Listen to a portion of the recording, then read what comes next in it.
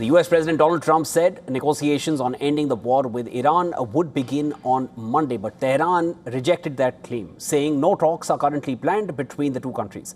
Iranian Foreign Ministry spokesman Ismail Baghai said that Iran had no plans to send or receive negotiating delegations. Baghai added that Tehran is currently holding discussions with Oman over arrangements for the passage through the Strait of Hormuz.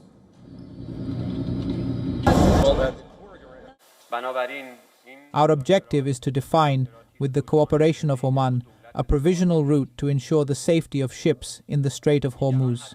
These are therefore bilateral negotiations between two coastal states. Other actors could intervene, constructively or otherwise, but the issue primarily concerns Iran and Oman. His remarks came after Trump said on Sunday that he had called off what he described as the biggest attack since World War II, quote unquote. Trump also said that he was asked by Iran as well as partners Saudi Arabia, UAE and Qatar to hold off on the strikes. It was going to be a massive attack. It was going to be attacked, but would have been by far the biggest attack since World War II.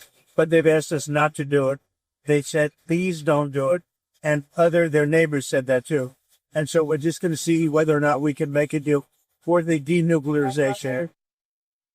However, Iranian state media has denied that Tehran asked for the attacks to be called off or has changed its stance on the waterway.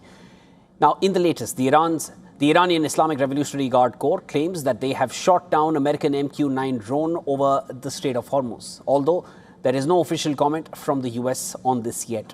The Strait of Hormuz has become one of the main issues and the biggest sticking point in the wider dispute. Iran is currently holding discussions with Oman, but not the US, as per Iranian authorities. Iranian state media reported on Sunday that Foreign Minister Abbas Araghchi said talks with Oman on managing the waterway had reached the final stages. Last week, Oman presented Iran with a proposal supported by other Gulf countries on how the strait should be managed in the future. Tehran rejected the proposal and submitted its own counter-offers. Meanwhile, Iran's foreign ministry has also underlined that the Strait of Hormuz will in no way return to the status it had before Feb 28, the day the war began.